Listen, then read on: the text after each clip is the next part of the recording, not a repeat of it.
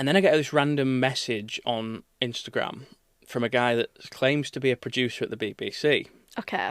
And I'm like, this is a bit dodgy, this. So Yeah. anyway, I get chatting to him. Because I'd had loads of messages. You know, it's like you get companies messaging, can we send you this? Do you want to be a partner for that? And a lot of them are just scams and they're a load of rubbish. Yeah. So this guy, I got chatting to him. Anyway, he rings me and he sounds professional. And then someone else rings me.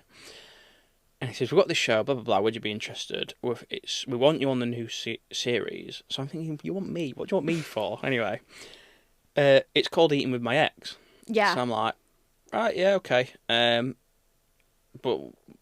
I ain't got an ex. Yeah.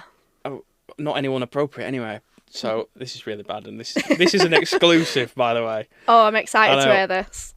So I had a mate who was a bar manager in Doncaster where I lived at the time. And I said, BBC are asking me to go on this programme. And this guy's done nothing to do with media. He's not really online. He's just my mate. Will you pretend to be my ex on this show? Really? Oh, okay. I follow. Hi guys, welcome to episode 8, I believe it is, of Visionary Academy podcast. Today we have with us a very exciting guest. He's an influencer boxer, reality TV personality, and all-round influencer. We have Mr. Lewis David. That's quite a nice introduction. Thank you very much. Of course. Thank you for coming on our podcast today, Lewis. How are you feeling? No, it's a pleasure. I'm feeling good, obviously recovering from Christmas, which is heavy difficult, time. A very heavy time, yeah. But no, it's good. We've been obviously trying to do this for a little while, so it's nice to finally get here and we can have a good chat. Yeah, a good in-depth chat because we didn't have the time at all last time, did we? So we didn't. We were both running around like madmen, weren't we? That's it. Yeah, exactly that. So it'll be fun. So for those viewers who may not know a great deal about yourself, if you could give us your name, age, where you're from, a little brief, unique fact about yourself, and go from there. Yeah, my name's Lewis David on Instagram. I'm from Pontefract, West Yorkshire. Did you say fun fact about myself? Yeah, it can be a unique fact, something fun, anything that's quirky to yourself. I used to play a lot of sport, so I played squash. I was number 2 in Europe for my age group at the time. So I played that from being probably 7 years old. I stopped playing when I was 15. Then went on to play football. Managed to somehow get into the academy at Doncaster Rovers, having never played football before. That's quite good.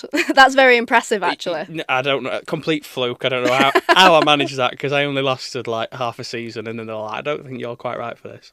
Then I went on to play rugby. I ended up playing for one of the Yorkshire sides. So sporting, yeah, that's my interesting fact. I seem to fluke my way into top level sports somehow. Amazing. No, it's something to be proud of, definitely. Yeah. So what we do with our guests normally is we take it all the way back to the beginning. So a bit about yourself growing up, parents, siblings, all that nice stuff about your upbringing. Yeah, so I'm the youngest of 5. I've got 2 brothers, 2 sisters. Mum and dad, they're great.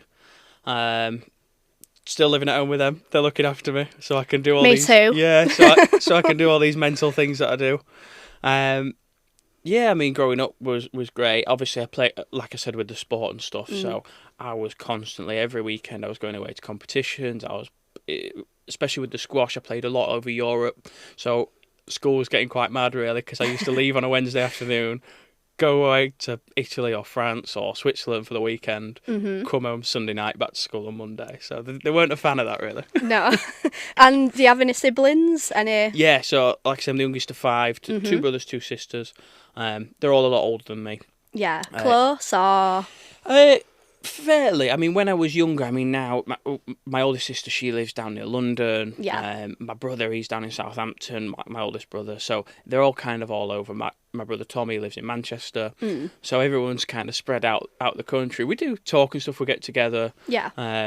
But now everyone's got their own lives and stuff. We're all so busy. Yeah, but still keep in touch and absolutely, all that nice stuff. Yeah, it's family at the end of the day, isn't it? Amazing. So sort of skipping through school and all that boring stuff, sort of going through there, did you go through university or college, that kind of thing? No, so while I was still at school, I was about 14 and I saw that these events were coming through as like under 18 nightclub events. We used to get flyers to the school and stuff, these people outside, and I thought, I want to go to those.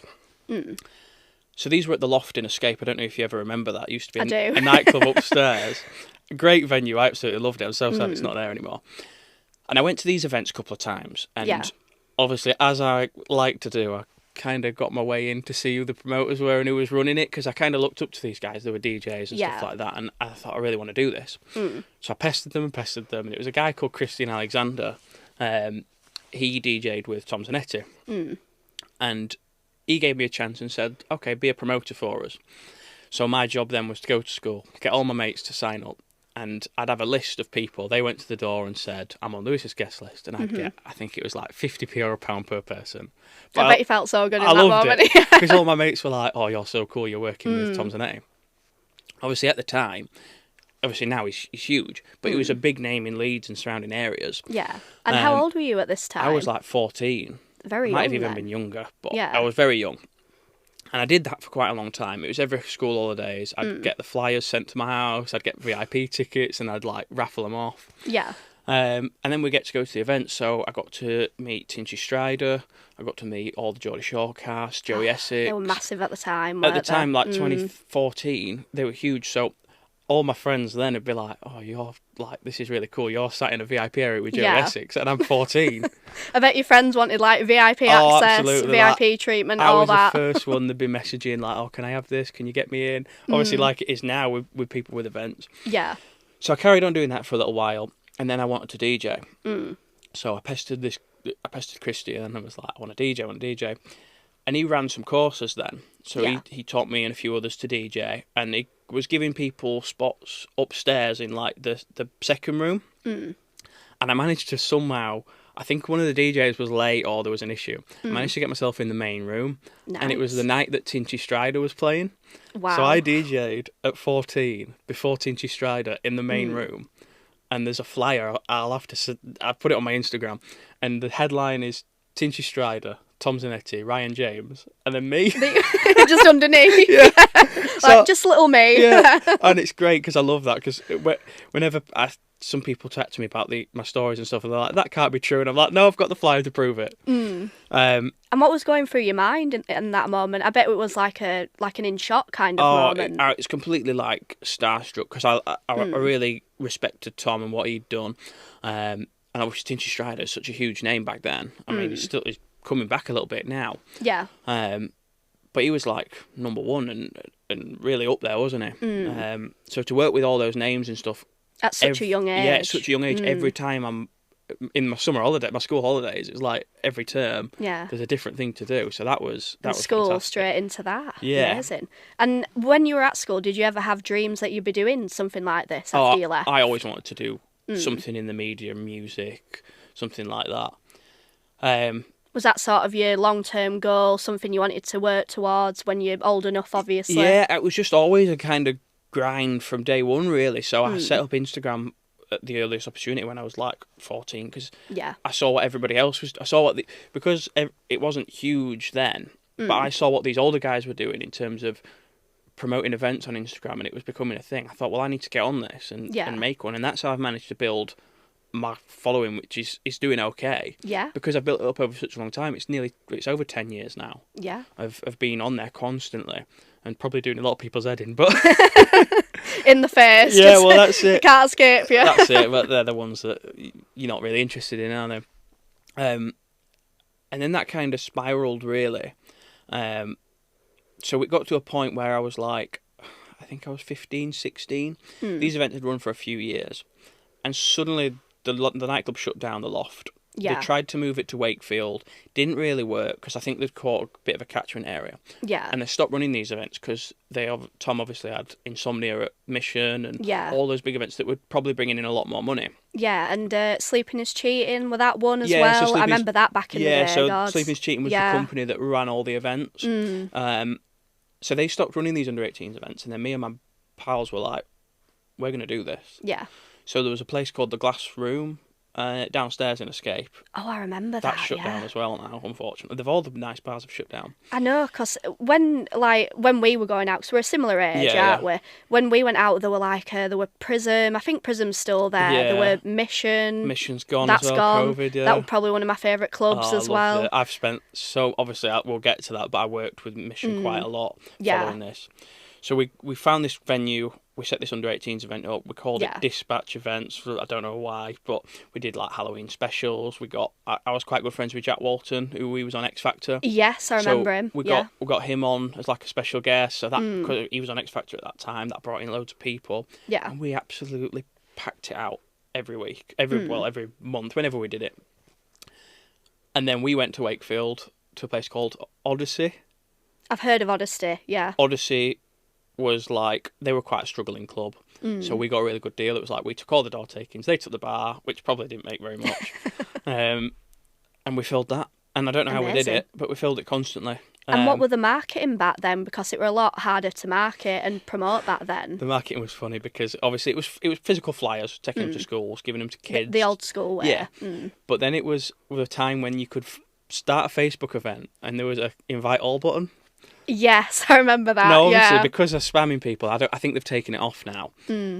But I had like 5,000 friends on Facebook at that age from doing the events and just adding everybody. That's amazing. I knew it was like going to be a thing of, I need to use these people. So I'd add everybody I met at the event and then invite all. And then I'd say to people, if you invite all and send us a screenshot that you've done it, or send us a notification you've done it, we'll give you a half-price ticket, or we'll do this. So suddenly you've got like 20,000 people being invited to an event. That's a good idea, actually. So it was just completely in-your-face marketing, but it worked. It really did work. For that time, especially. For that time. I mean, it won't work so much now. I mean, I think marketing for events is so difficult now. Yeah. Because Facebook seems to be a less young person thing now. Instagram, I think, is difficult for... unless you're pumping loads of money into it, is so difficult because you haven't got that ability to send it to mass people. Yes, you're putting it on your feed, but I find it a lot more difficult now. Yeah, it seems to be TikTok's the app for, the younger demographic anyway, to market and promote. I mean, do you use TikTok much yourself? Yeah, I've tried. I think I'm getting a bit old because I find it really difficult. I'm with you on that. I find it... the first time I downloaded TikTok, I tried to make one, I was like, I don't know how to use this app. I still don't know how to use it. I just wing it and see what happens. But I find it's very hit and miss. I don't know if that's because I'm not using it properly, but some videos will do really well, some won't. Yeah, TikTok's algorithms are strange from what I've gathered. Crazy, isn't it? So we did those events. They ran for a year or two. Then So how long did the DJing go on for? So I carried on. So from that first time at the Loft, from being like 13, 14, however old I was, I carried on and carried on. I still carried on DJing up until those events. Yeah. Then And did you have to teach yourself to DJ, or was it just a self-taught? So I originally had had lessons and stuff from Christian and a guy called Sean Dean. He's quite a big DJ. He does a lot of the stuff at Magna and that. Yeah, they're all really big names in kind of that little niche. Like you got your Jamie Duggan and your Ryan James, all those people who were massive in like Wakefield, Leeds areas. So I kind of took a little bit from everybody. Yeah. And then I just taught myself. I had a setup in my bedroom, constantly doing my mum and dad's head in. Like, turn it down, turn the bass down. But worth it for the practicing and what led you to where you were at the time. Yeah. And then those events kind of died a death, really. We started getting less people. I think it was kind of everyone who was going then grew a bit older, and then there were... Times are changing and that kind of thing. New music, all that, as times do. So from the DJing, where did you go from there? So by that time, I was like 16, leaving school. And this guy, Christian, who ran the under-18s events, he had a marketing agency in Leeds. Yeah.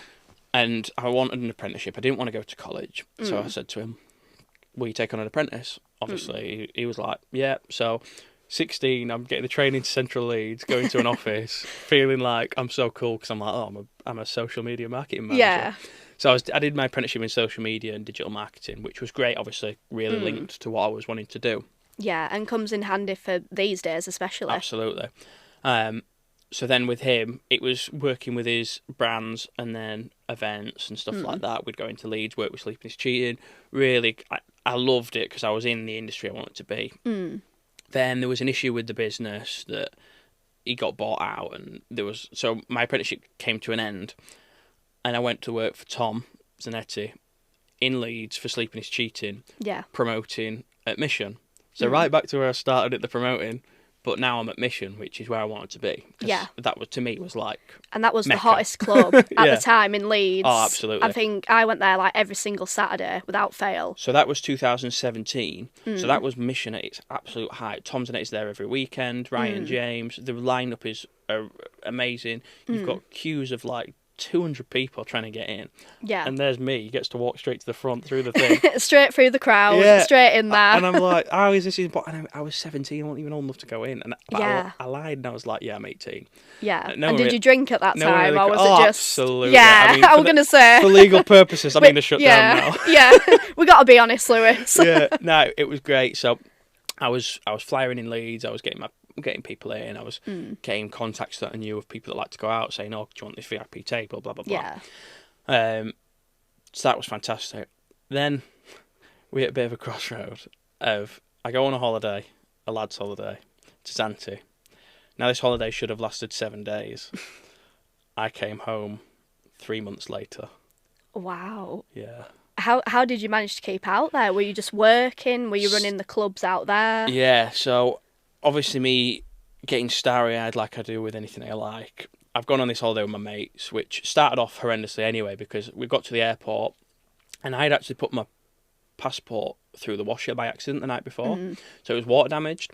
So I got to the checkout at Jet2 at Manchester and she went, I need to go check this. Yeah. She just took it into the back and she come back and said, I can't let you fly, it's damaged. So obviously I'm with my mates, it's my first holiday, I'm gutted. I'm like, what am I going to do? What am I going to do? So I got a train back, I was living in Doncaster at the time, got a train back to Doncaster, booked another flight for the next day, but this time I checked in online because I thought, she's not going to check my passport now. Yeah.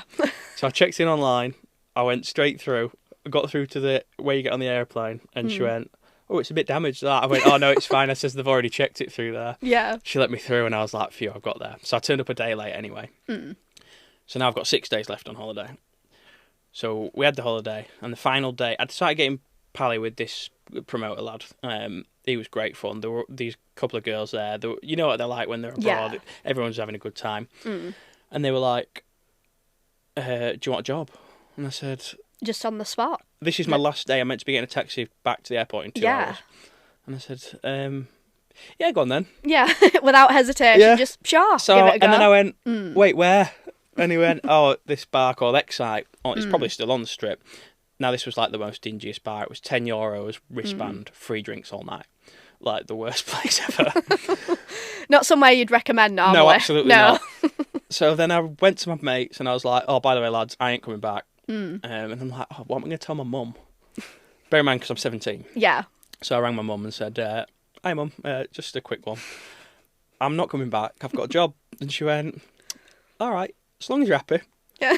And that was that. And I went, right, okay. I mean, really, I think she was really mad, but she was like, well, what am I going to say? Try to keep calm and composed. She's like, what can I do? I can't stop him. No, so He's made his mind up, he's gone. that was it, really. And I stayed out there till, I went in September, October, November. End of November. So like nearly 4 months I was there. And were the club nights out there different to hosting club nights in the UK, would you say? In what sort of way? I'm intrigued. So I was like a PR boy that they call them. So I literally stood outside the bar on the street. Yeah. Drunk people walking towards me. And I would like literally grab them sometimes. Be like, so is that similar to what they do on Ibiza Weekender? Yes. Do you remember when that were a thing? Yes. Very similar. Yeah, I thought it was. So you'd literally grab people, or you'd walk through. If you had a bit about you as well, because we weren't commissioned off the wristbands, you'd take wristbands with you, and then so we used to work at 6 nights a week, and I think I started at 9 p.m. I finished at 4 a.m. Wow. But then at 5 a.m, there used to be a staff party that started at one of the bars, which was only for people that worked on the island. So we go to that till like 10 a.m.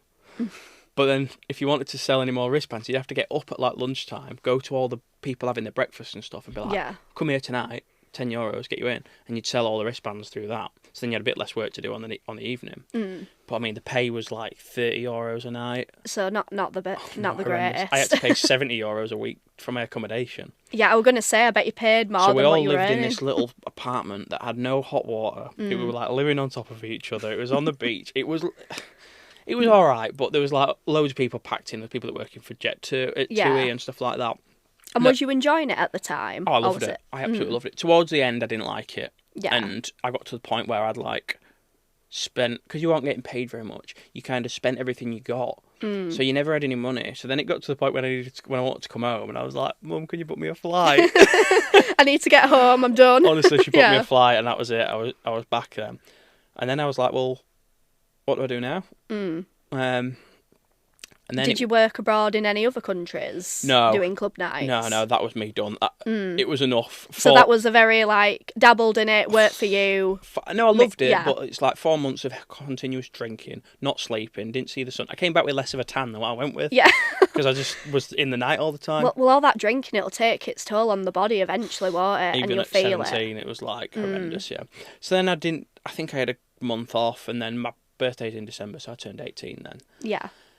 Then I got a job working in call centre and did all that stuff, and I didn't really do anything for a few months. And then I was building my Instagram up all through this time. Yeah. Obviously being away, that was great for content and stuff like that. And what kind of content would you post at that time?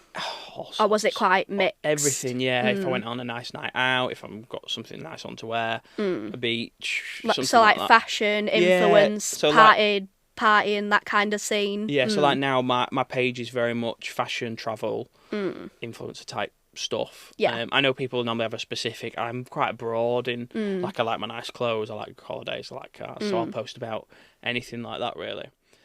And then I get this random message on Instagram from a guy that claims to be a producer at the BBC.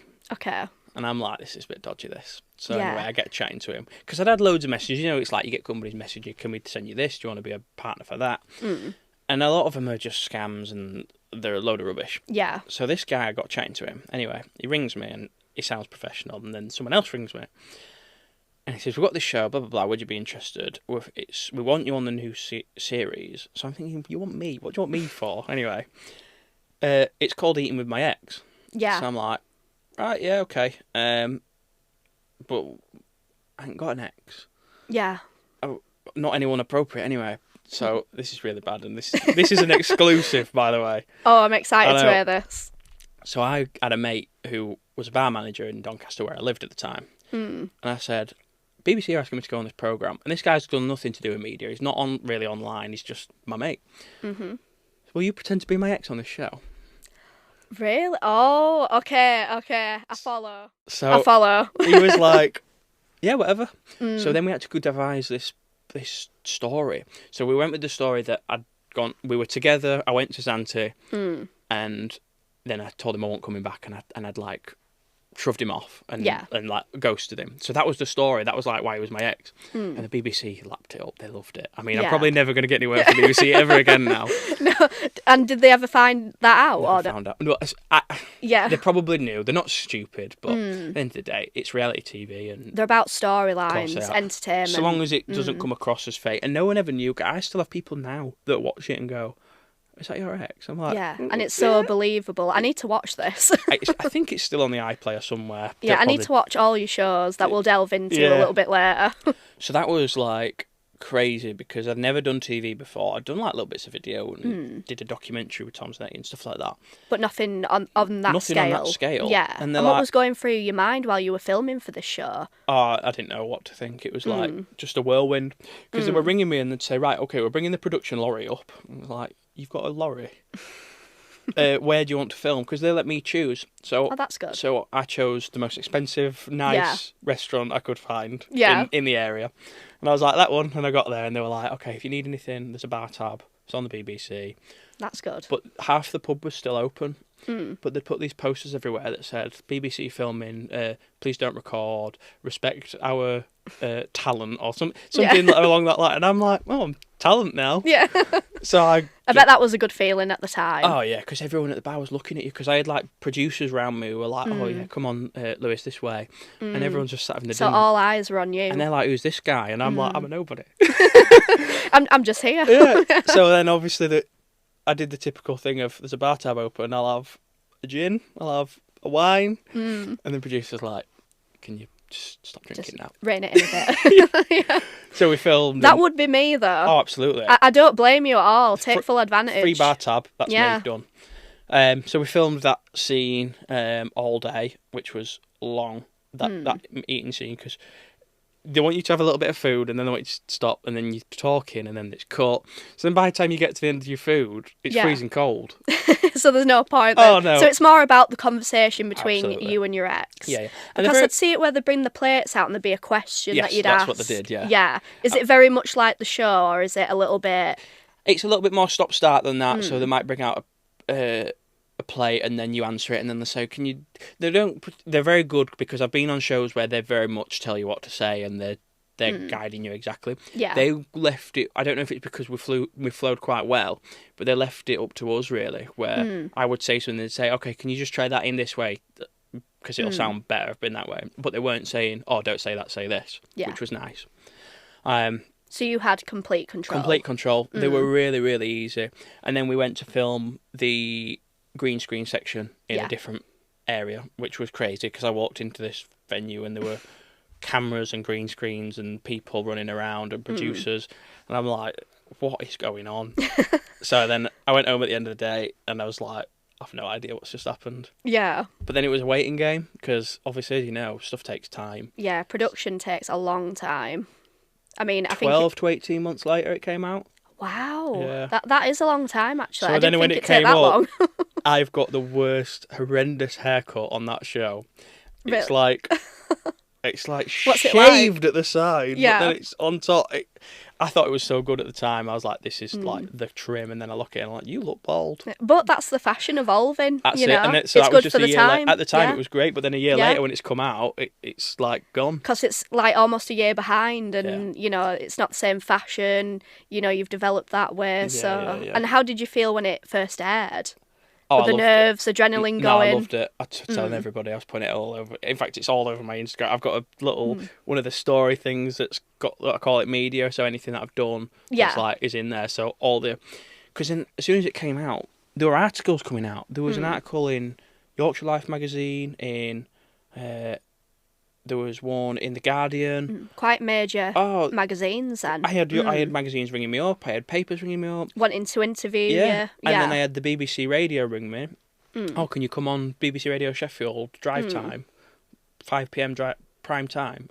Yeah, sound. When do you want me there? Yeah. So then I'm like getting dragged pillar to post. All these people, I don't know where they get your phone number from, but they somehow found it. Yeah.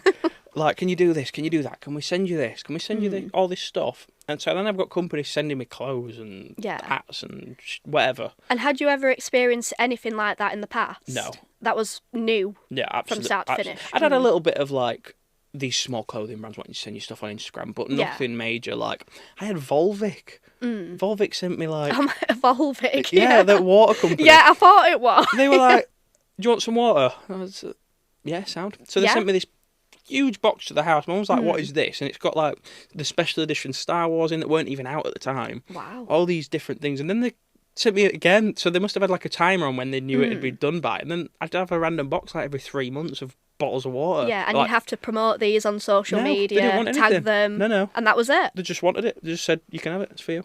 That's amazing. I mean, I did promote it. I think they knew I would. But there wasn't any stipulation. It wasn't like now where a lot of these brand deals, because everybody does them, it's like, okay, I mean, I'm doing one soon with Junkyard Golf. Oh, nice. Yeah, I've worked with them before. Yeah, they're very good with the PR. I was meant to do it over Christmas, but I couldn't make it work, so I'm going to do it after. But then there's stipulations, which is understandable, because they want to get the product at the end. Yeah. But back when I was doing it, companies would just send you stuff. Yeah, and they wouldn't expect anything in return. Not really. I remember those days, to be honest. Whereas now it's like jumping through hoops sometimes, because you want it in this format and that format, and can we have it with no watermark on it? Yeah, I mean, just saying. Yeah. Prime example. As an example, but it's true though. You've got to market and show off everything as much as you can. Absolutely. That's what brands want from influencers these days. Yeah. So it's very different from going back, even 5 years ago. And I think now, because it's become so saturated, the market, because everybody is an influencer, as you know, whether they've got 1,000 followers or 10 million, everyone thinks they're an influencer, or everyone wants to be it. So the company's got to be very picky about who they work with. Like I've found now that I've really toned it down as to who I work with. I could work with so many more companies, and I could probably bring in a lot more money, but it's not worth it, because you don't want to ruin your brand, really. Because certain brands, if you work with them, don't want to work with you for other reasons. Like I had a mate who, he started promoting this penis pump. Oh, yeah, I remember those. I can't remember what it was called. What's his name? Because I think I might know who it I'm is. not going to... I'll tell you after. Tell me off. Yeah. I don't want to... Tell me off air, yeah. Because there's a few that did it, but I don't want to... I think I know one of them, but yeah, I remember that time. I know exactly who you might be talking about, But now they're really struggling to get... Because certain companies, like, that are looking at that brand image, well, they don't want to work with you now. Because that's not the image that they want. That, yeah. Which is it's crazy, really. But, yeah, you should be allowed to promote many different things. Yeah, I think there's a lie. But yeah. You won't catch me for one of them. Not like, down the OnlyFans route or anything like that, but, I've had, certain companies come to me and say, oh, you've promoted this, we don't really want that as our niche, it's nothing to do with our products, so they just turn away from you completely, Absolutely. Which is a shame, really. Yeah. And I also heard that you ran your own festivals at one point as well. Yeah, so that was kind of in between Mission and the under-18s events. Yeah. That was... I seem to forget everything I do. So I had a radio... You've done so much. I had a radio show on a local radio station called Five Towns FM. I don't think it exists anymore. Yeah. So Five Towns, I don't know if you know, Pontefract, Castleford... Yes, they call them the Five Towns. Yeah. It's quite a big area. So this was run by just kind of volunteers, but it was funded by the council and stuff like that. Proper setup, proper studio, 2 studios actually, were really good. I got a show on there, which I used to go to on the bus after school to get there, which was great because I'd be there in my school uniform. And then all ready to go. Yeah. And that was just an hour of me just playing music and talking rubbish. They were really good. They were just like, do what you want. But I engaged quite well. I used to have people calling in. I plugged my phone in and stuff like that. I'd get my mates to ring in because I think I was building up the listeners. I'd be like, right, can you ring in and pretend to be this person? Yeah. And I'd do all sorts of little stuff like that. Yeah. So we were running this, and so then I got kind of to know people at the council. We started working with this thing called Big Music Project, which was run by National Lottery. Yeah. Which was to encourage people into music who were young and from deprived backgrounds and stuff like that. Yeah. So because I was DJing and I already had done events and stuff, I was kind of like one of their figureheads for Wakefield. Oh, wow. So I was helping these young people that wanted to come into music that didn't know how.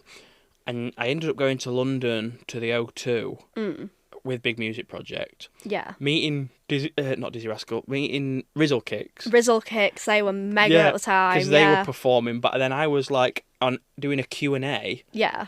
So there's a photo on Facebook somewhere of me on these 4 chairs, and there's Rizzle Kicks there, and there's people asking us questions, and I'm sat here why am I here?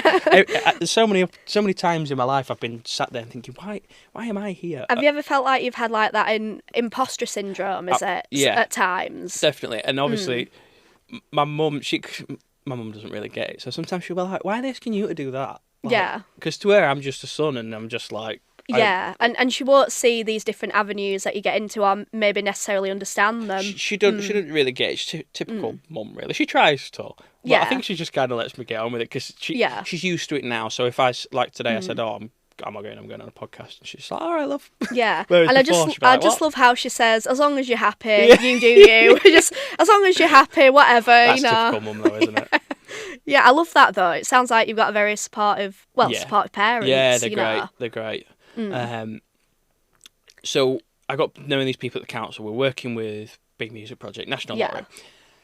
And one of the things was they wanted you to come up with a project, obviously Big Music Project. What that could have been, it was left up to you, really. So this was a national thing. So some people put on under-18s events, some people did festivals, some people did community events. So we said we want to do this festival. Got a bit of money from them. Yeah. Went to the council, said, what can you put in? Really cheeky, really. Knocking on but you've got to. The chief councillor's door, come on, get your wallet out.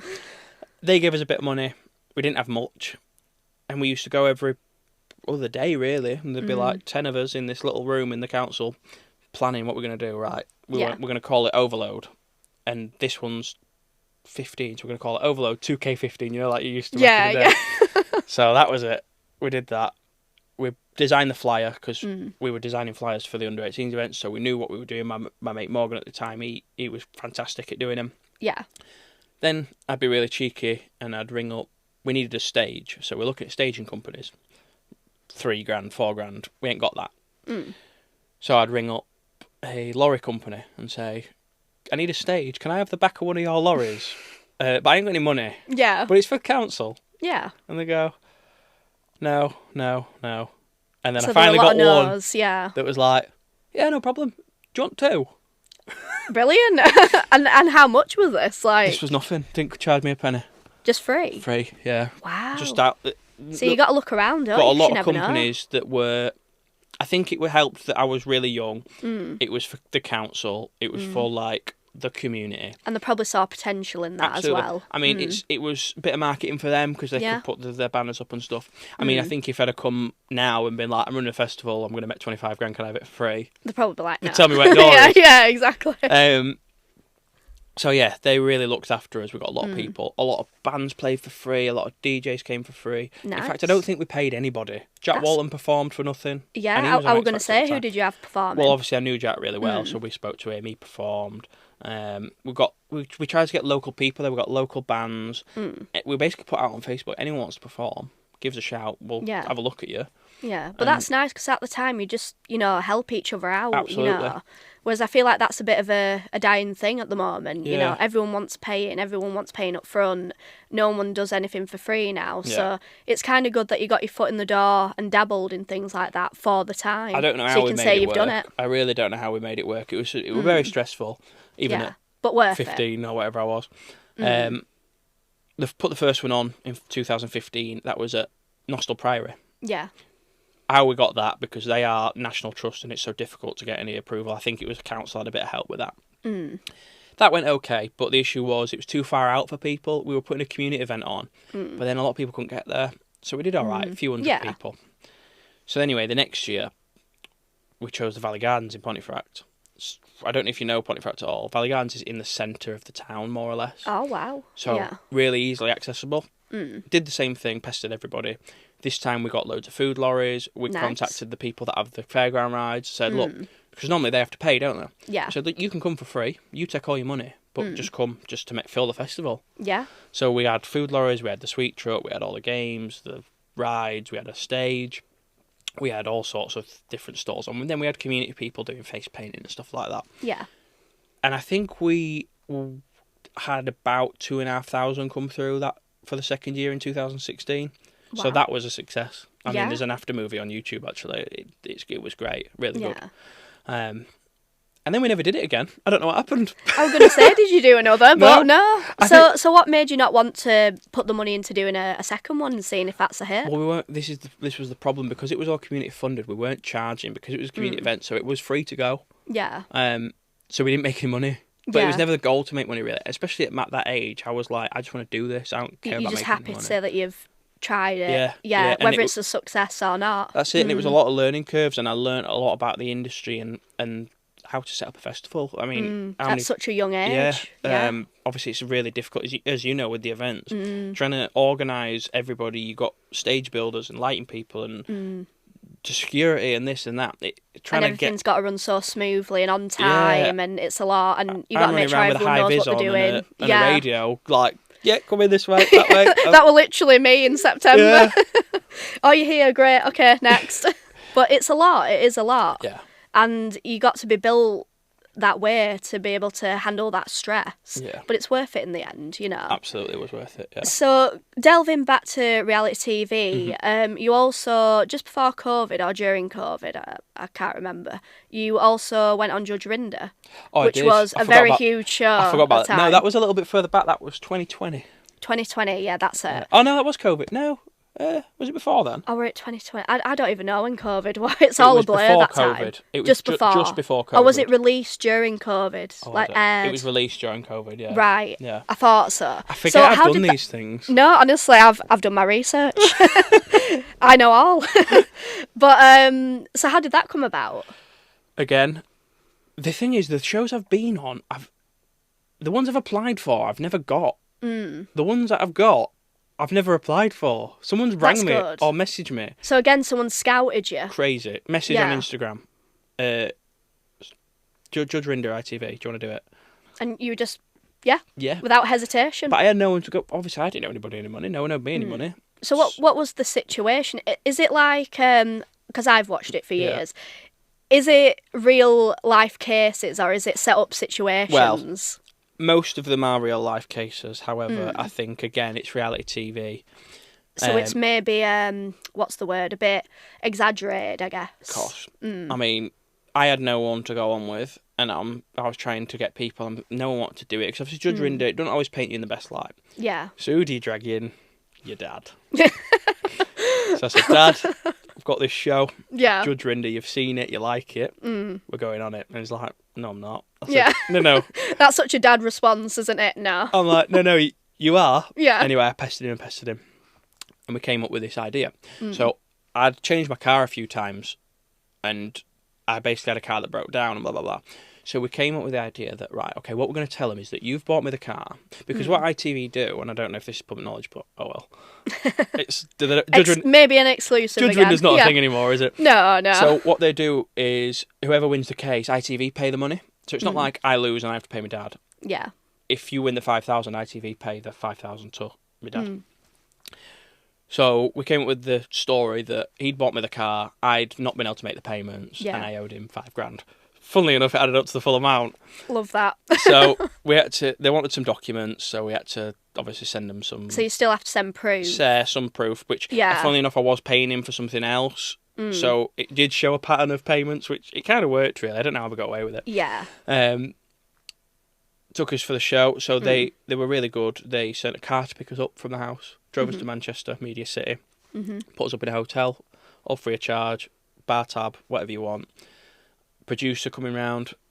Next morning, taxi in, put me in a green room, because they keep you separate because they think you've got like animosity. Some people have.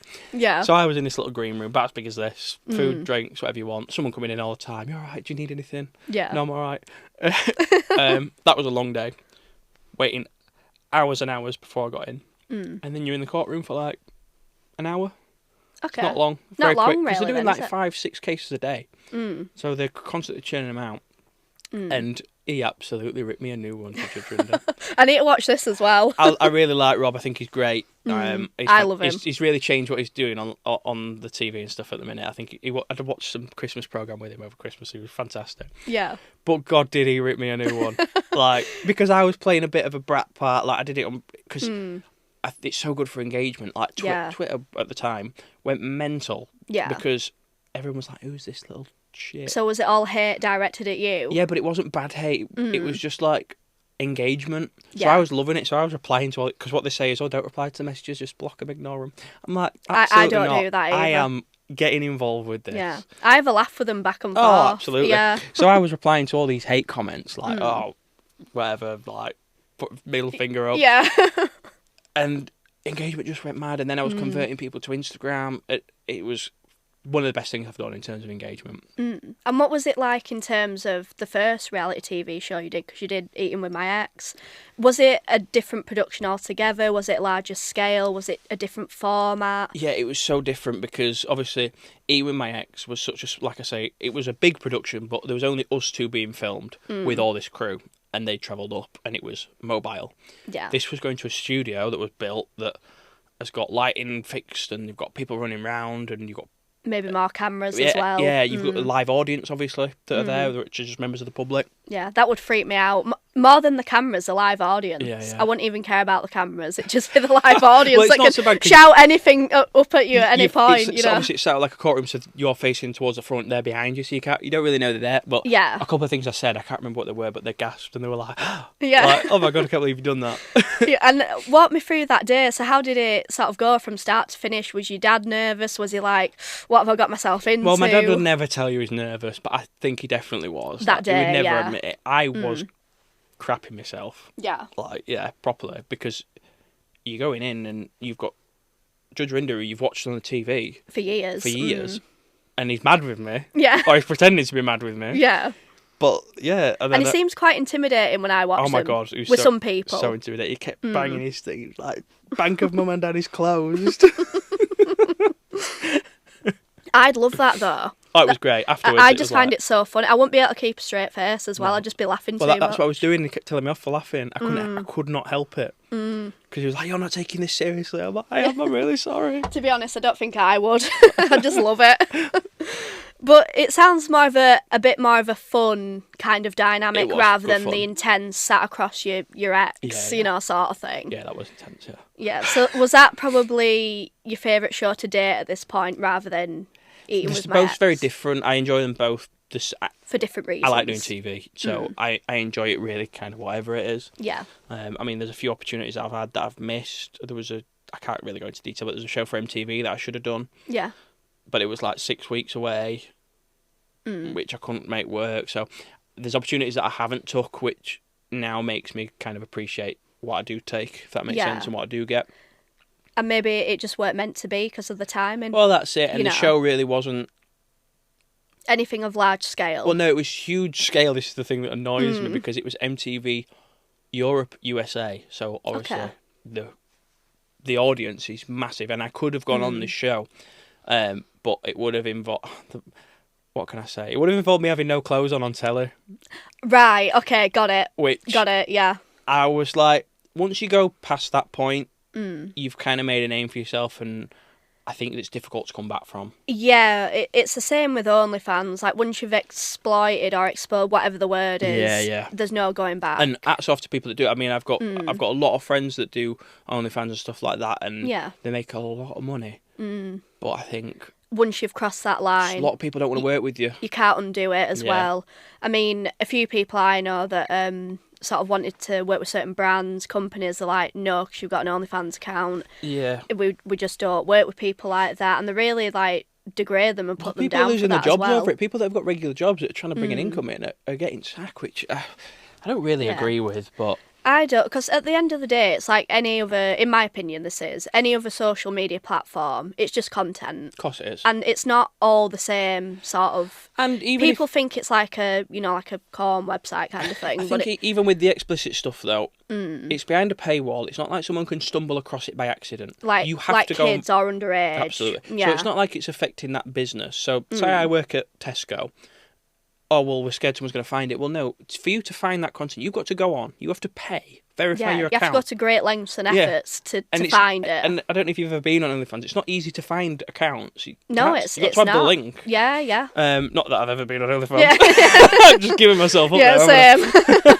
But yeah, I know very much. I've got a lot of friends that do it as well, and they tell you stories. But you do have to go to great efforts and lengths to find certain content. Of course you do. So unless you're looking for that, you're never going to stumble across it. Yeah. And that would be never an avenue for you as new things to try. Like, no. Yeah. No. And then I kind of.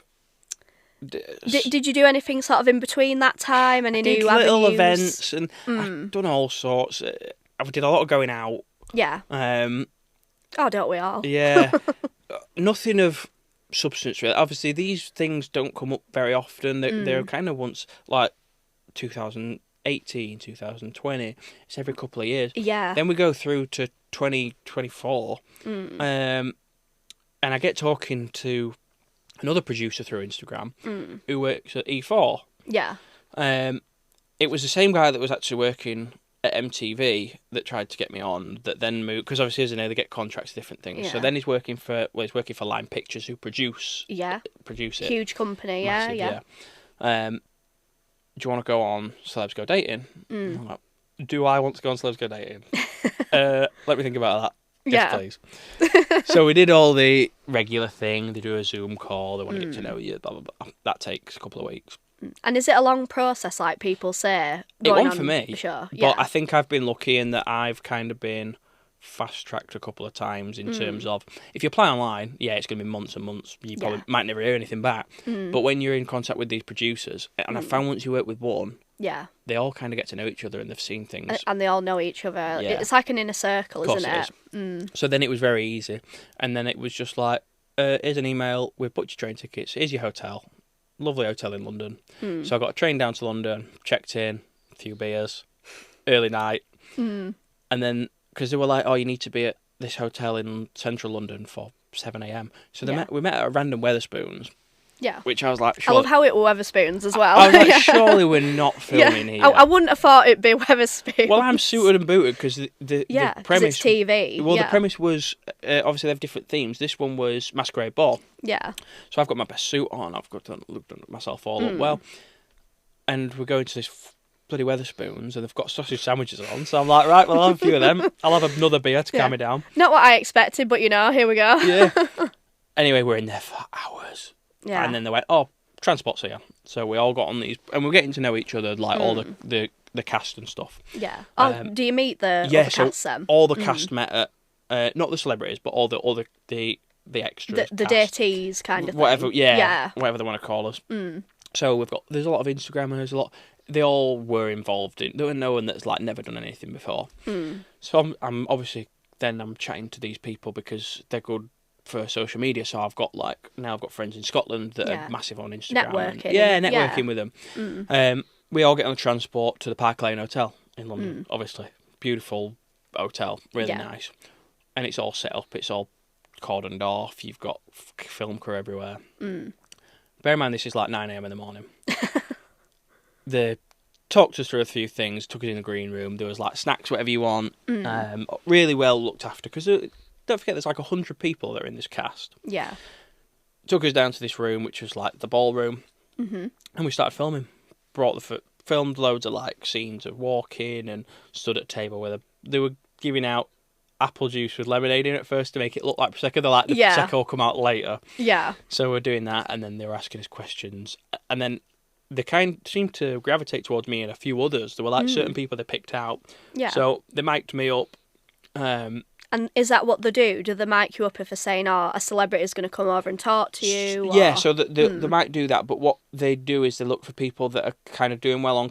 So the issue that a lot of them had, when there was a scene where the doors opened and the celebrity came in, all the people that wanted to be in the face were stood right at the front, trying to get the attention. Yeah. And they don't want that because it doesn't look good on camera. They look like they're trying too hard. Looks a bit, So what I did, I was quite clever and I stayed a little bit back and I was chatting to these lads when we were around this table and we were having really good chat. So the producer was like, right, Lewis, can we mic you up, please? So there was only like me and a few other people that had mics on. Yeah. So I could tell we were going to be like the chosen ones. Yeah. Which was really good then. But obviously I had to remember I had a mic on because... So you had to be very PG, careful I guess. About what I say, a little bit PG. Yeah. So then it was like celebrity after celebrity come in. So we had Tristan from Made in Chelsea. Yeah. Stephen from Gogglebox. The guy from Love Island, whose name I can't remember. Chris. I've actually watched this series and I can think... Chris something? This is really bad that I don't know this. From Love Island, did you say? Love Island. Chris... I know who you mean as well. There was some 80s singer lady. Yeah. Sam wasn't on that season, was he? Sam Thompson? No. And then...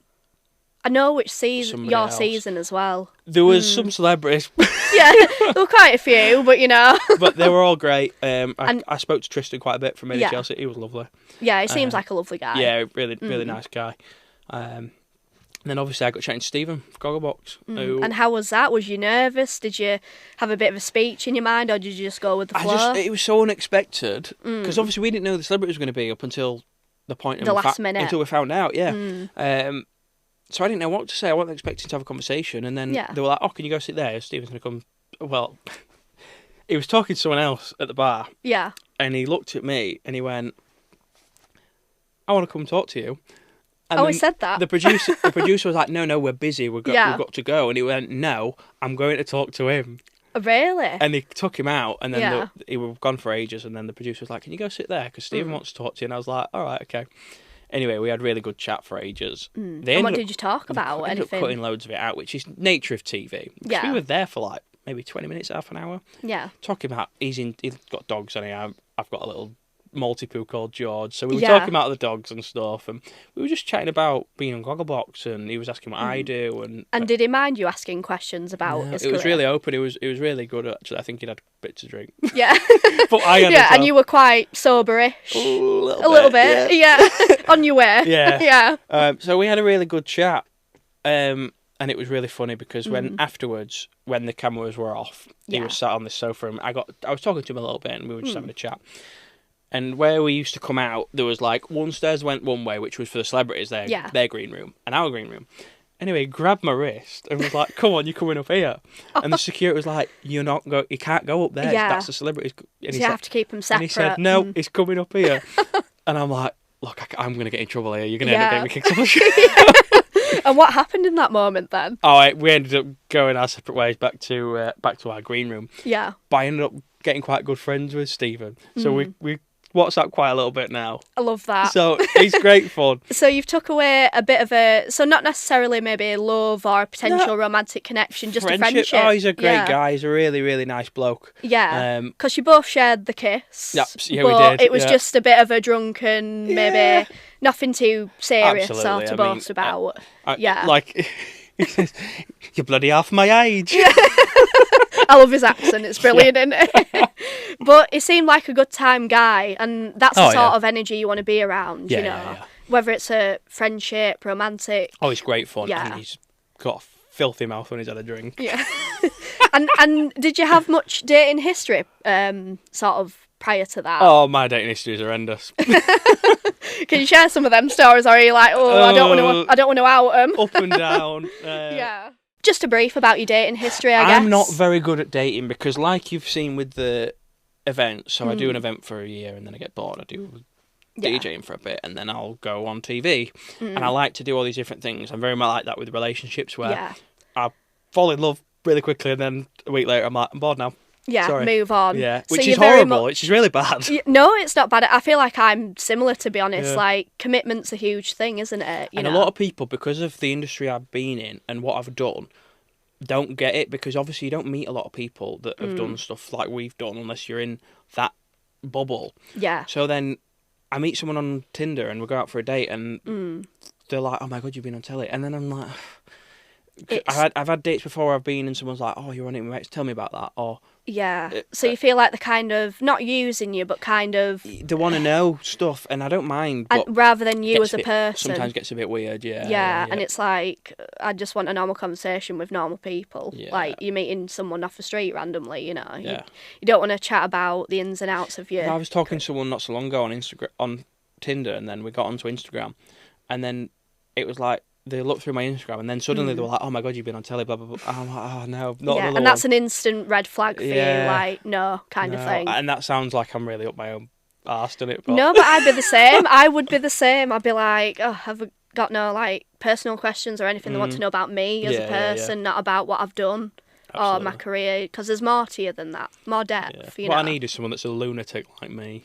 Yeah. I was going to say, what sort of a man, because you get it if you don't mind saying.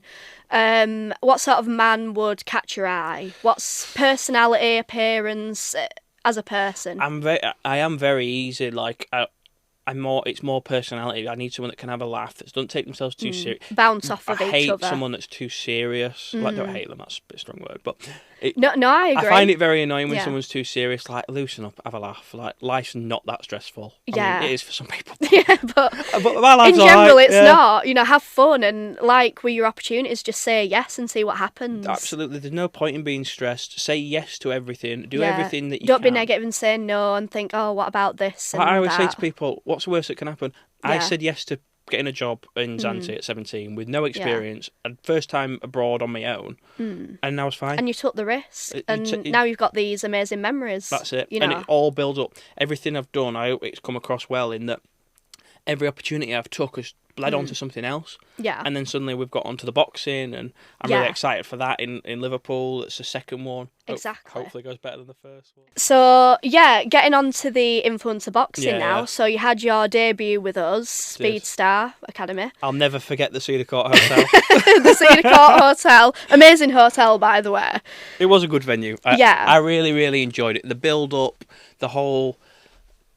getting my sponsor. I'd never done boxing before. I'd done sport, but I'd never done boxing. So getting sponsorship and getting my new kit, I loved having that kit. I went all out with that. Because you got all the sponsors. You took it so seriously, I think, which is good. Other than the training, a lot didn't. Other than the training, I took it seriously. Yeah. Because like I was saying to you off air, because I've played sport and I've been good at sport, I thought, well, I'm going to pick it up. I can go in there and I can wing it. And absolutely, boxing's not like that. It's so much more technical that I got Jakob, hats off, because he laid me out, didn't he? Like, come on. But that was Jakob's debut as well. It was. Sometimes it can just be luck on the day, nerves can play a part. I've got a sneaky feeling that wasn't his first boxing match, though. Really? Yeah. Oh, Jakob, if you're watching, I'm calling him out. Yeah. Oh, he'll have something to say about this, I'm sure. But how did you find training? Like, obviously, I think, well, to my memory, I believe me or Luke reached out to you. It could have been me. I can't remember. I can't remember. I know you didn't reach out to us. We reached out to you. One of us did. Yeah, no, it was the Speedstar account that messaged me, actually. I remember. Yeah, that's it. And we had a team at the time. Yeah, and we had a team at the time, so I thought, yeah, I'd love to have Lewis on. Yeah. I just thought, you're doing well online, you know, your social media presence shone to us. Yeah, because we struggled really at first, didn't we? Because I was going to do it, I had an opponent, and then I pulled out for some reason. I think I was due to do some telly. Oh, he pulled out. Someone pulled out, and then it kind of died a death, didn't it? Yeah, for only a month, not too long. Yeah, and then suddenly it's back up again, didn't it? And we were like, and I said, look, if we can get this going, I'll sign the contract today, and we did, and everything was great. And the rest is history. Yeah. And what was going through your mind with that opportunity? Was it something you always thought about? I had obviously I've seen influencer boxing. I've got friends. Tom Zanetti obviously did some Misfits stuff. Misfits, because that's on the rise at the moment. Absolutely. Yeah. So I liked the idea of it, but never thought I'd do it because obviously they're kind of it's an intense sport, and the Misfits and stuff like that. They're kind of at the minute they're the next step above, really, aren't they? Yeah. In terms of production and stuff like that. So I thought that's kind of not attainable yet. Yeah. So for someone like yourselves to come in and give us the opportunity of still putting a fantastic production on, but letting the kind of test the water with some smaller influencers and giving us an opportunity, because we're all building together now. You're building the Speedstar brand.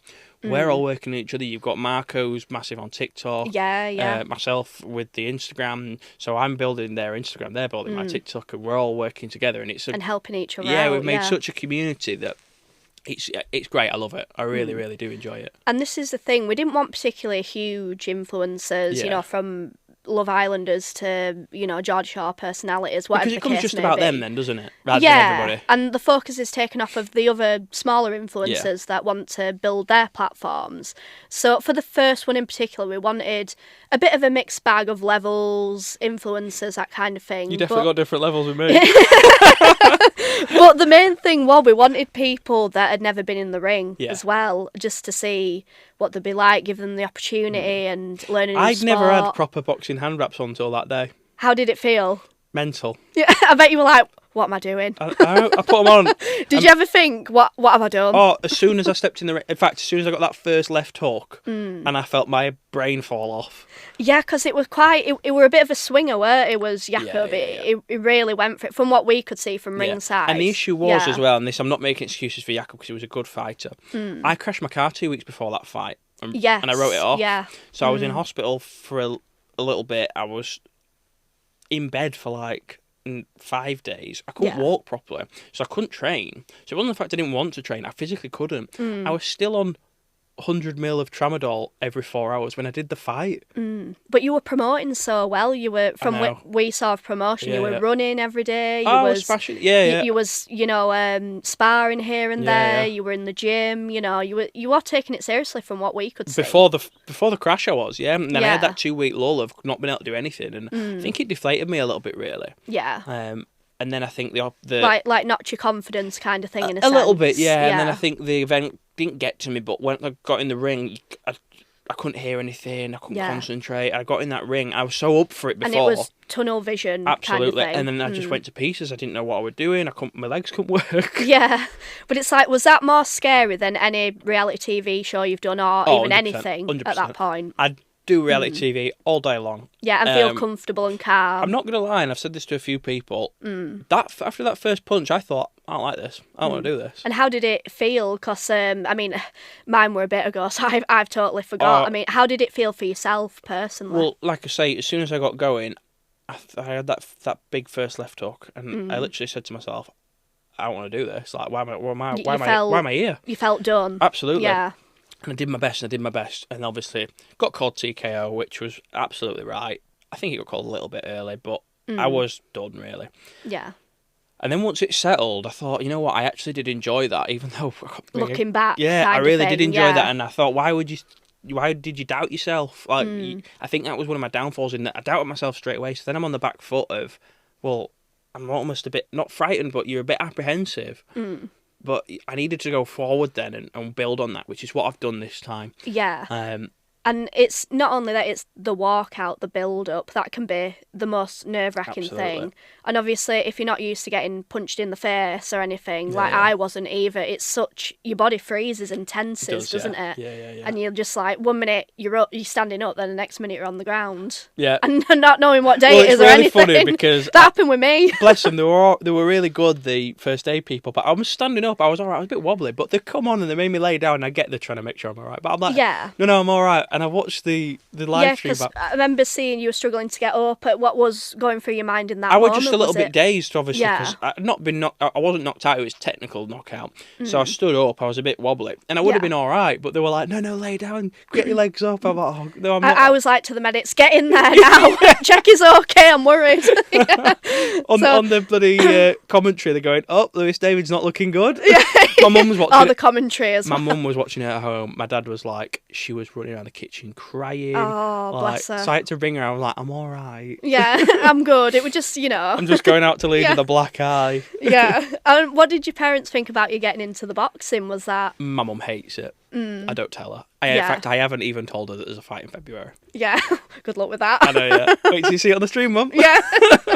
But maybe going into your second one... Someone's definitely going to send her this now. Yeah, 100%. She'll know before. Yeah. So going into your second one, because obviously your debut, wasn't the result you wanted, obviously. What have you, I guess, learned from that one going into your second one? Because your opponent, as we know, is Havoc Akanga. Yes, absolutely. Lovely lad. I got talking to him, and this is the annoying thing, that you always make me fight the lovely lads. I really got on with Jacob before. We really got It's along. always the original boys that verse each other, isn't it? And we were chatting in the Cedar Court Hotel before the event last time, and I was just chatting to him, and he was chatting about his social media, and he was telling me about TikTok, and he was like, I was struggling on Instagram, and I was giving him some advice on that, and he was giving me some advice on TikTok, so we were really kind of getting on well. And then when I saw who my opponent was, I was like, done it to me again. like, for God's sake, give me someone I don't like. It's like putting you up against your friends almost, isn't it? But I am good at switching that off, and I try anyway.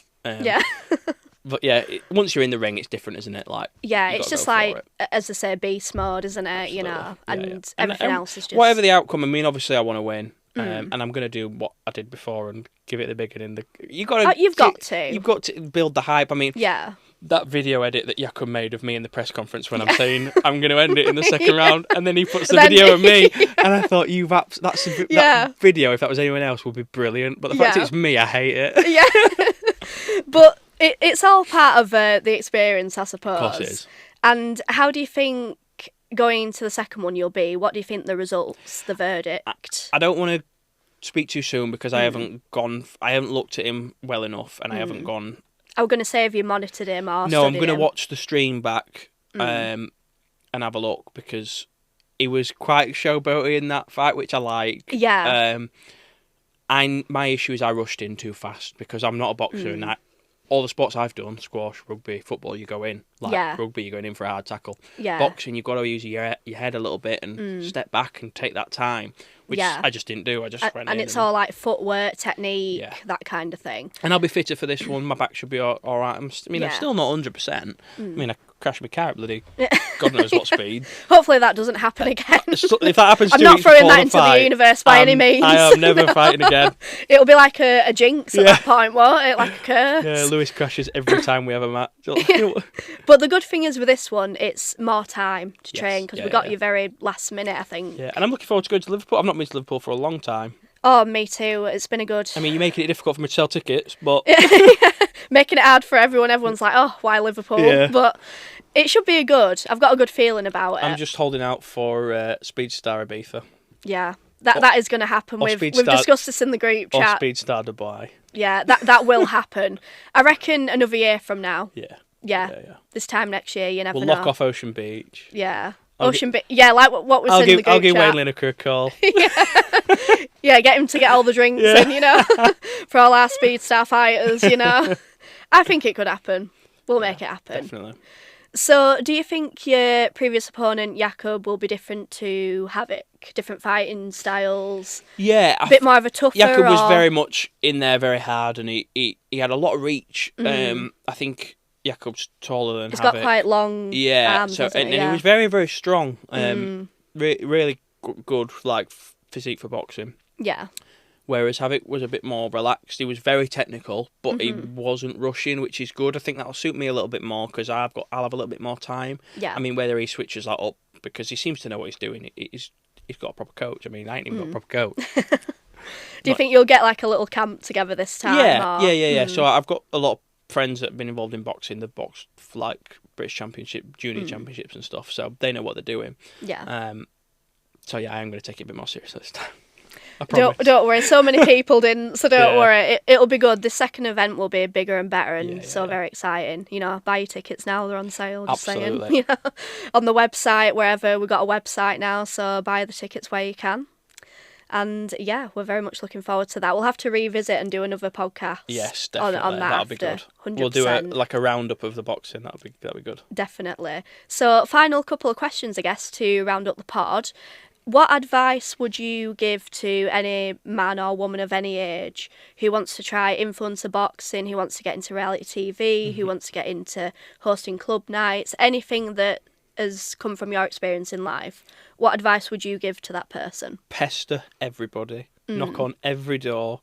Message everybody. Just do everyone's head in. Yeah. So, when I was and young, don't feel bad about doing it. Don't feel bad about it because they would do the same and they have done the same. And people that tell you that are in that position that haven't, they're just lying to you. So when I was younger, especially like 15, 16, I had so many people that'd be like, oh, you do my head in with all that stuff on Facebook, all these events. Well, they're not the people I'm interested in. If I'm doing your head in, then I'm not really interested because I'm actually getting these other people to the events, or I'm messaging DJs saying, can I come watch your set?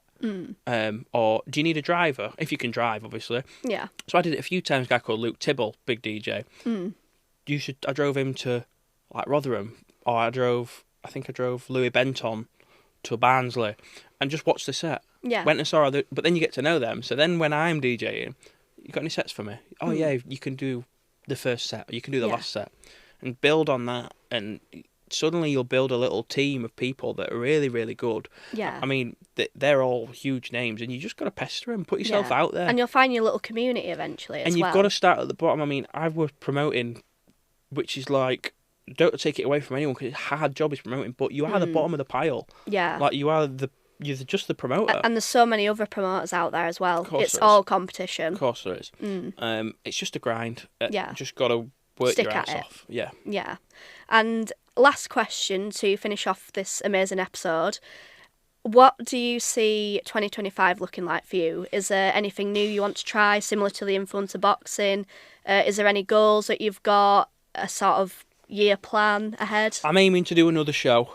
What that is, I don't know. I've got talks with a couple of people at the minute. I've signed NDAs as long as my arm. So I'd be careful what you know. I'm having chats and stuff, so my aim is to do another show. Yeah. Other than that, I've been that bloody busy this year, I've not really thought about it. So I reset now for the new year, and we go again, and we just continue doing what we're doing and grinding and building. And any new opportunity that comes along, I've hit over 20k on Instagram now, which congratulations on that. Yeah, and it's constantly building, which is great. Yeah, so maybe work with brands, go down the influencer route. If I can do another, if I can get 25 to 30k by the end of 25, I'll be happy. Yeah. Hopefully it might be more, but if I set my goal at 30k, then I've done well. Exactly. It took me 10 years to get 20k. But, we get there in the end, don't we? We get there. That's it. And what an amazing way to end the podcast. Thank you so much for watching, guys. We've had Lewis David with us today. Don't forget to like, comment, share, subscribe, and until next time, bye, guys.